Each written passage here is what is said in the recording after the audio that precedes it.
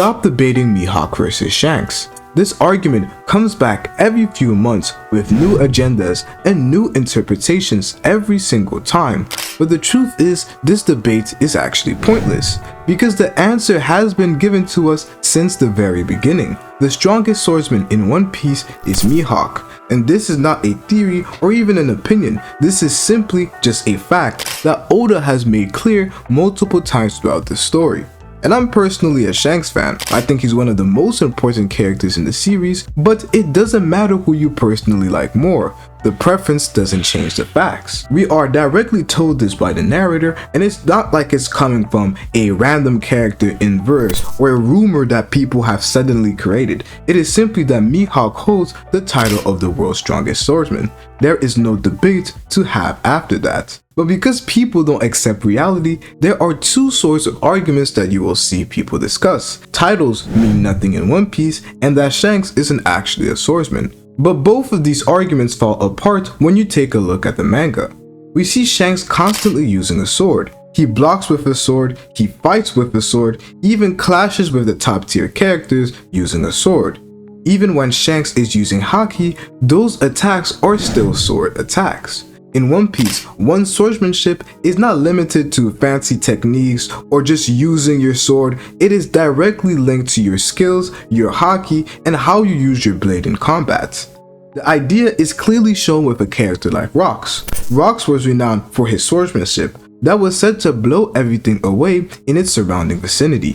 Obviously, a sword is not capable of blowing things up. That power comes from haki.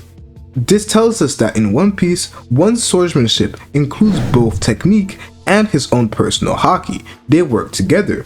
So if a character fights mainly using a sword, no matter how many haki attacks or how different their sword style may look, it is all directly connected to this idea of a swordsman.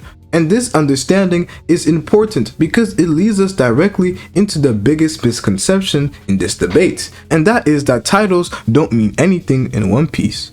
Kaido's title is often used to discredit Mihawk, as Kaido is called the strongest creature, yet he was defeated by Luffy, who isn't even part of the top 5 strongest characters, at least at that point in time.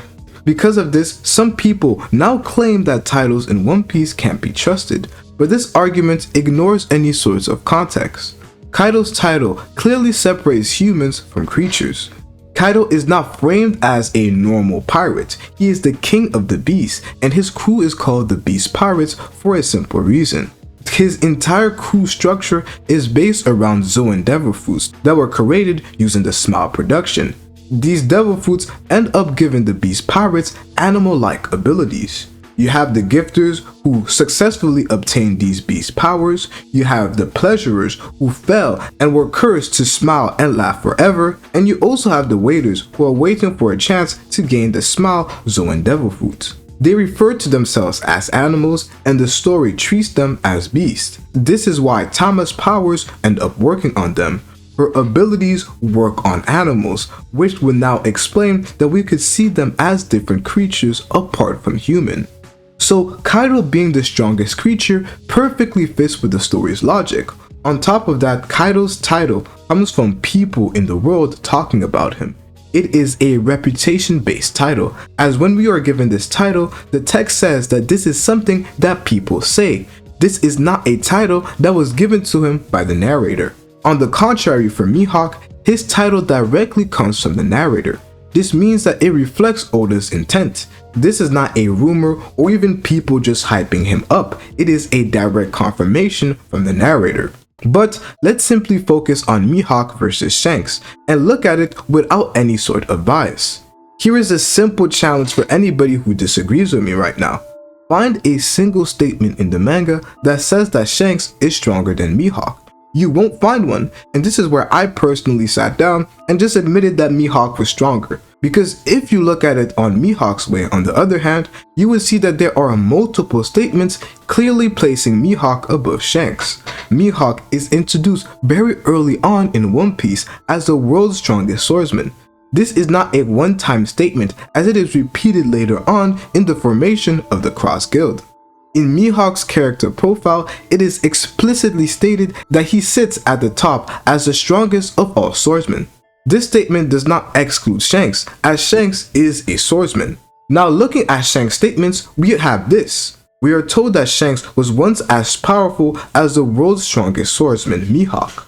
Another statement says Shanks is a swordsman of great skill who once dueled with Mihawk. Notice how the wording every time says once.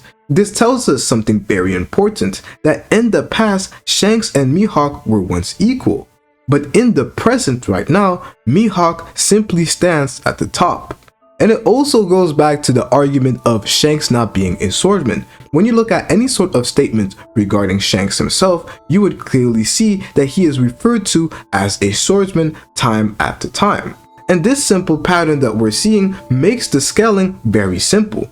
Some people say that Shanks has better feats, so he must be stronger. But that logic doesn't work when we are given a clear hierarchy of who is the strongest. Mihawk is the ceiling for all swordsmen, the goal that every single swordsman is trying to reach, like the one of Zoro. Shanks isn't Luffy's goal, as Luffy wants to be Pirate King, so there's no source of interpretation to say that Luffy's end goal is Shanks. Shanks isn't the Pirate King, and Shanks hasn't even found the One Piece, so there is nothing related to Shanks as being his end goal. And Mihawk being that ceiling for all swordsmen, which means that any feats that we see Shanks perform throughout the series, it automatically makes Mihawk stronger. It automatically upscales Mihawk, and this is why I know it may be an uncomfortable truth to look at, that anytime Shanks does something, just know that Mihawk can do it and better, but it's the simple truth. This doesn't mean that Mihawk is a better character, and it doesn't mean that Shanks is weak at all. It just simply means that in the role of the story, Oda wants Mihawk to be stronger, and those are the simple facts. Oda has kept Mihawk's full power hidden for a reason. This does not mean that Mihawk is weaker, it means that his role in the story hasn't been fully revealed yet. And when the story finally reveals Mihawk going all out, it will align with everything that we have heard regarding Mihawk's reputation will finally be shown in full display. So no matter how often this debate comes back, the answer still stays the same. Mihawk is the strongest swordsman in One Piece, and that doesn't take anything away from Shanks, it just means that those were the roles chosen for their characters in the story. And one thing that a lot of people forget is the fact that Shanks also lost his arm, which is something as a swordsman that would definitely play a huge role in one's ability. Mihawk does remark that too, saying that he's not going to fight Shanks anymore since he lost his arm, so it's clearly being shown here that Shanks losing his arm did play a part in him becoming weaker.